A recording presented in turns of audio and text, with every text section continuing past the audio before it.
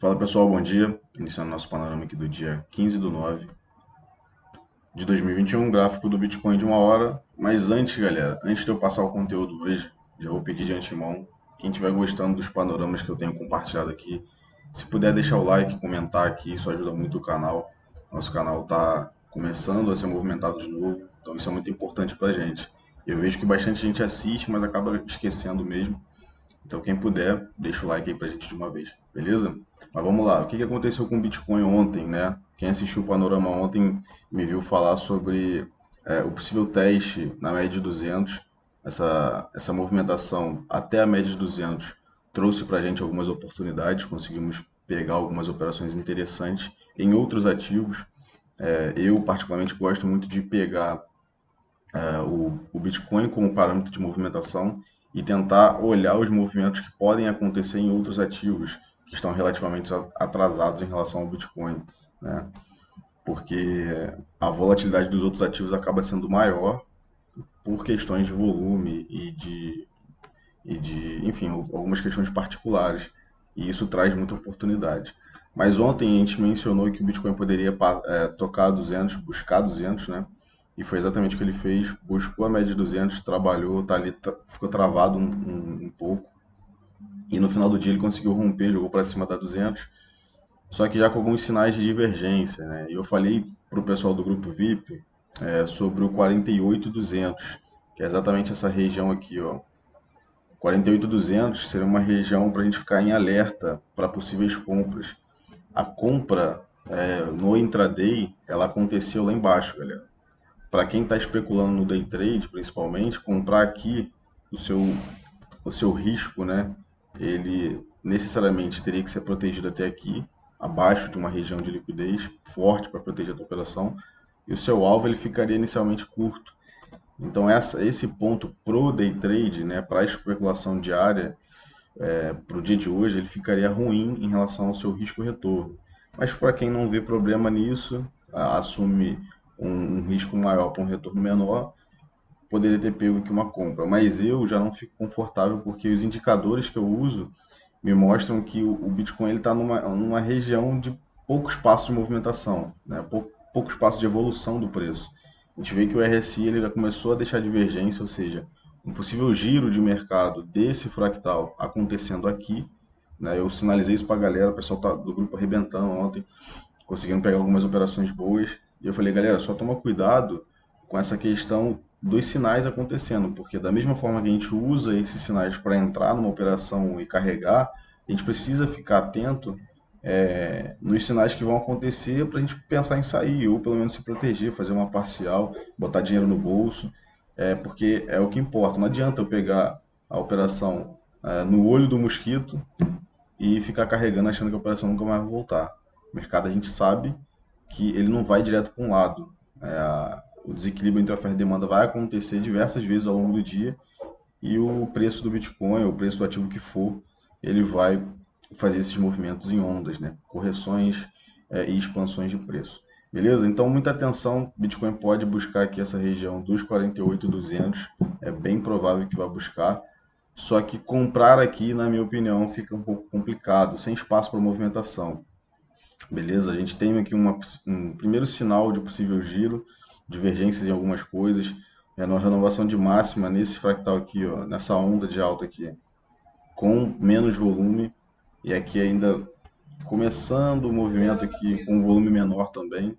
Então eu ficaria um pouco receoso de comprar no dia de hoje, né? E vender, vale a pena vender? Vale a pena pregoar a ordem aqui para vender? Não.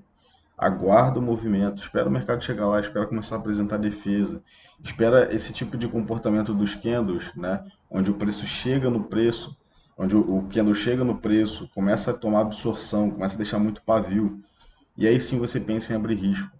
Não adianta pregoar a ordem aqui acreditando que só porque aqui é um topo de canal e isso respeita demais, a gente já viu, principalmente a galera do grupo, sabe que isso aqui respeita muito, mas não adianta nada eu apregoar a ordem aqui e o mercado tiver alguma urgência em comprar, mas a gente sabe sei lá o motivo, e ele atravessar a ordem e você acabar tomando um stop de bobeira. Então, sem pressa, com muita calma, cautela, a gente consegue achar as oportunidades boas e agir na hora certa. É só ter paciência. Eu já falei isso diversas vezes, que dinheiro, ele sai da mão do impaciente e vem para a mão do paciente dentro do mercado. Então, sabendo operar, sabendo analisar e tendo paciência, você vai ter resultado, beleza? Então, para o dia de hoje, ficar atento à região dos 48.200, provavelmente vai testar. Caso volte, né, uma região boa que eu vejo, que eu pensaria em comprar também, seria uma região de retração desse movimento, dessa última onda de alta. Essa região aqui dos... Vou deixar sinalizado aqui, ó.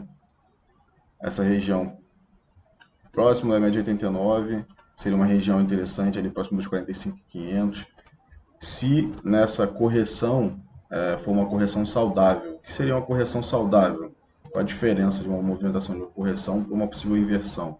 Se ele fizesse essa movimentação de correção com diminuição no volume nas pernadas de correção, pernadas de baixa, eu ficaria mais confortável em comprar próximo daqui, dessa região. Ou talvez na média de 200. Agora, se o aumento de volume começar a acontecer na pernada de baixa, eu já ficaria mais receoso, porque ao invés de uma correção, pode ser uma possível inversão de tendência, beleza?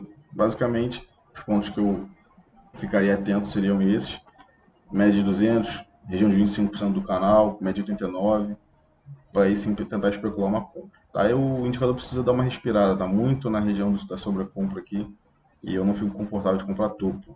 Região de topo, como eu já falei várias vezes, região de parcial ou região de liquidação de operação. Beleza, galera? Então, os pontos que a gente tem para ficar atento: 48.200, possível absorção naquela região ali. Um ponto que a gente precisa pensar é o seguinte: beleza, aqui pode defender? Pode, mas e se ele atravessar direto? Por que ele pode fazer isso? Porque aqui, na queda, né, não teve tanta defesa. Você vê que o preço ele atravessou com uma certa facilidade, teve um spread de negociação muito grande. Então aqui não entrou tanta defesa. Então talvez, dependendo se o cara, né, o vendedor, não defender de fato a posição dele aqui, shortar bem o Bitcoin aqui nos 48.200, 48.500, e ele entrar nesse possível vácuo de liquidez, vácuo de defesa, aí sim ele pode dar aquela pancada para cima e isso vai puxar todo o mercado. Mas aí seria uma questão bem específica. De qualquer forma, se isso acontecer, a nossa carteira semanal ela vai aproveitar esse possível cenário. Então, é por isso que a diversificação, tanto nas operações day trade quanto na carteira semanal, pode beneficiar a gente, mesmo a gente de fora de uma possível operação de compra no Bitcoin. Beleza, galera? Então vamos dar uma olhadinha no calendário econômico para a gente finalizar. A gente tem aqui para o dia de hoje algumas notícias de baixa relevância: preços de bens exportados às 9h30 e 11h30 a gente tem estoque de petróleo bruto, que seria talvez o relatório aí, mais importante para o dia, tá?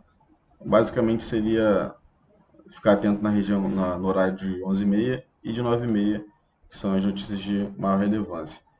Beleza? E não esqueça, deixa o like, brincadeira, deixa o like mesmo, mas não se esqueça: 10h30, abertura do Dow Jones traz uma volatilidade absurda pros ativos, pros mercados, para B3, Bolsa Americana, e Bitcoin não seria diferente. Então, muito atento nessas regiões, principalmente quando você estiver pensando em abrir risco.